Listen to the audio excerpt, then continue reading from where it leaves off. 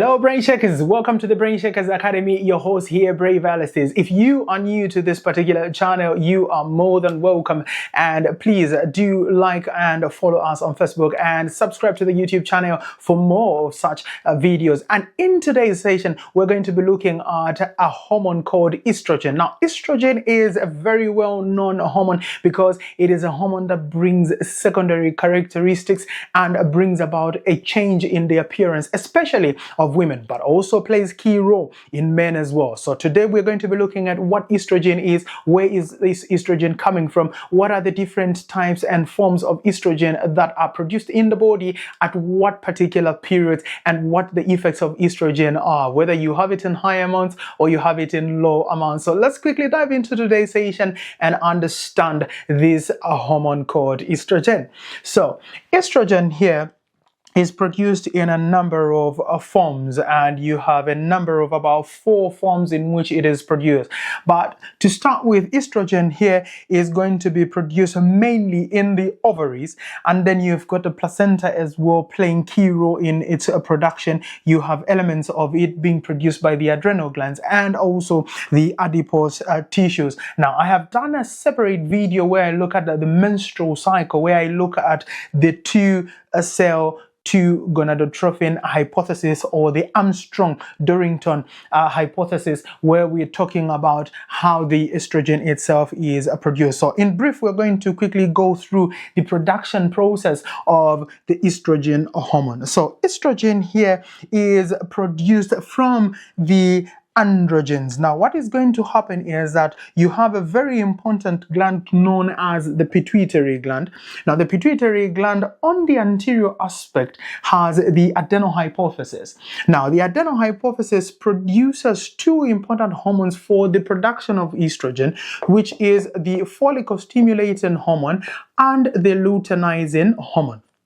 Now, the follicle-stimulating hormone has receptors in the ovary that are known as the granulosa cells. So this one targets the granulosa cells within the ovary, because majority of this hormone is going to obviously be produced from the ovaries, and then you have those minimal amounts that are coming from elsewhere.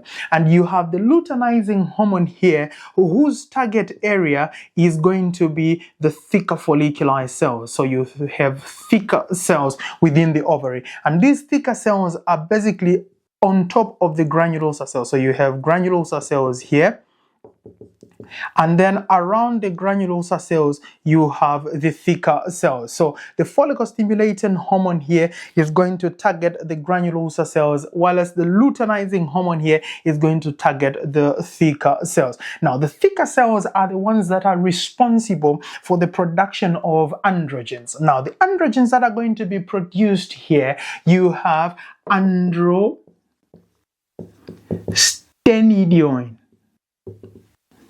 and you have testosterone.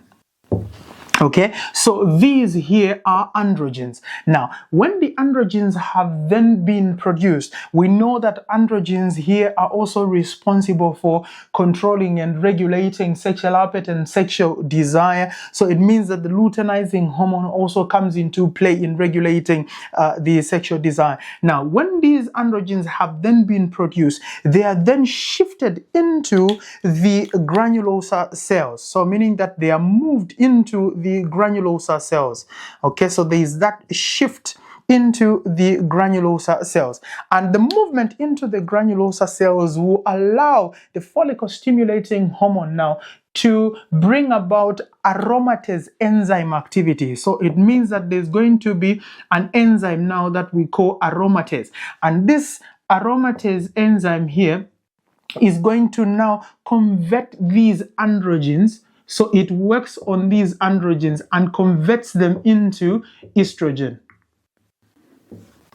Okay, so the estrogen now has the precursors as the androgen. So once it is acted upon by the aromatase, and then you end up having your estrogen here. Now, the estrogen is going to come in different forms. Now, what are those different forms that estrogen is going to come in. So this here that we have just explained is what we call the 2-cell 2 gonadotrophin hypothesis, or the Armstrong-Dorrington hypothesis or model in the production of estrogen. So estrogen is going to come in mainly 4 different types. So you have what we call E1, you have what we call E2, then you have what we call E3, and then there is also what is known as E4.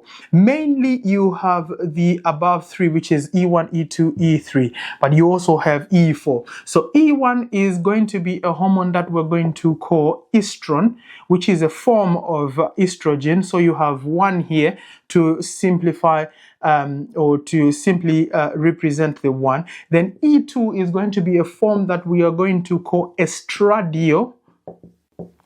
So you have di here to represent 2. And then you have E3 here, which we are going to call estriol. So you have tri here to represent 3. And then you have a 4th one here, which is called estetro. So tetra. So you're coming down to 4. So you have E1, E2, E3, and E4. These are the different forms of estrogen that are going to be produced. But I must be quick also to mention that the most commonest forms that are going to be produced is E1, E2, and E3. Now, E1 is a type of form of estrogen that is then going to be produced when somebody has gone into menopause. So this one is going to be produced especially when somebody gets into menopause, depending on when menopause has actually happened. If it is happening after 51 years, if it is happening after 50 or 55, then the majority of estrogen that is going to be in the system is going to be estrogen. And then estradiol is a hormone that is going to be more prevalent. It's the most potent and most abundant form of estrogen when a woman is around childbearing age. So around childbearing age, you produce more of estradiol, and it is the most potent form of estrogen. This is the one that is responsible of bringing about the secondary characteristics. That is why when one has entered childbearing age, the moment they get into menarche, then you have the secondary characteristics coming into play. There's a change in the breast tissue. There's a change also in the hip region. There's a change in the uterus, in the vagina, and the vulva as well, and also in issues to do with emotions. Why? Because the estradiol now becomes more prevalent, and it is the most potent of all these forms. And then you have estriol.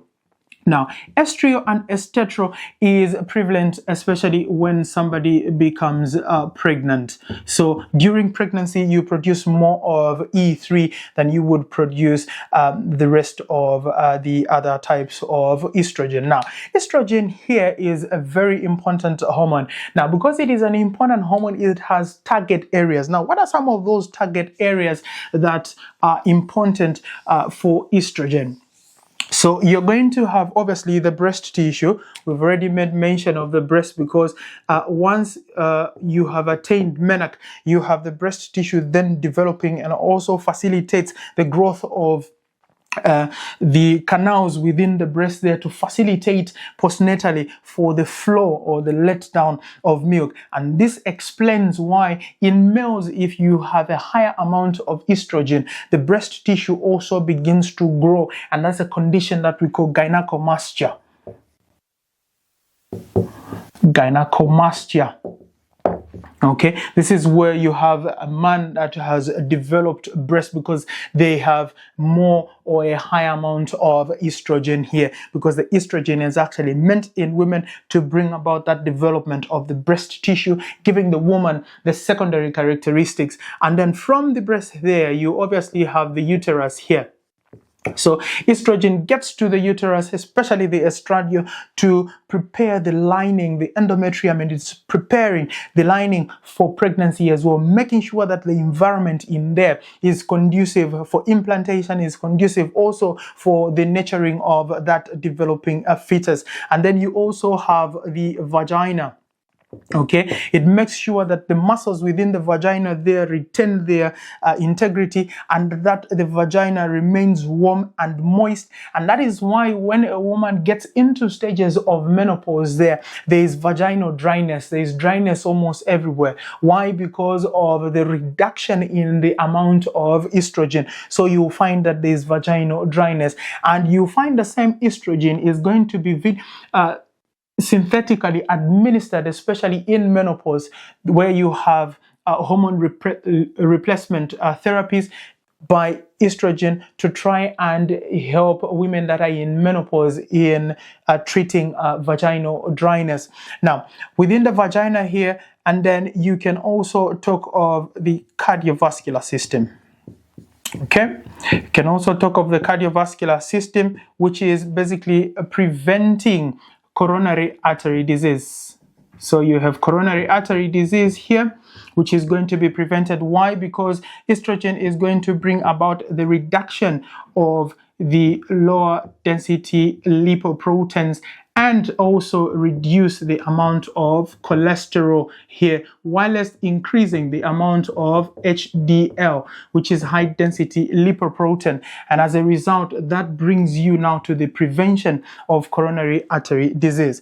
Estrogen is also an important hormone when we are talking about the musculoskeletal system.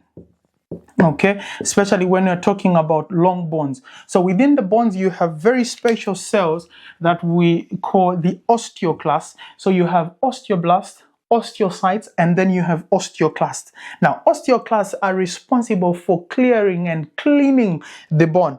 And so when you come and reach into stages of menopause, you come to understand that the osteoclasts now are going to take up their activity. Why? Because estrogen, which was suppressing them during childbearing age, has now gone into low amounts. Now, when the estrogen has gone into low amounts, the bones here will have a higher osteoclast activity. And that higher osteoclast activity makes the bones now fragile.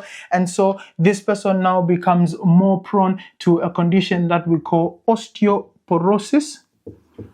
And they are more prone to having fractures as well, because the integrity of the bones then is lost because of high osteoclast activity there.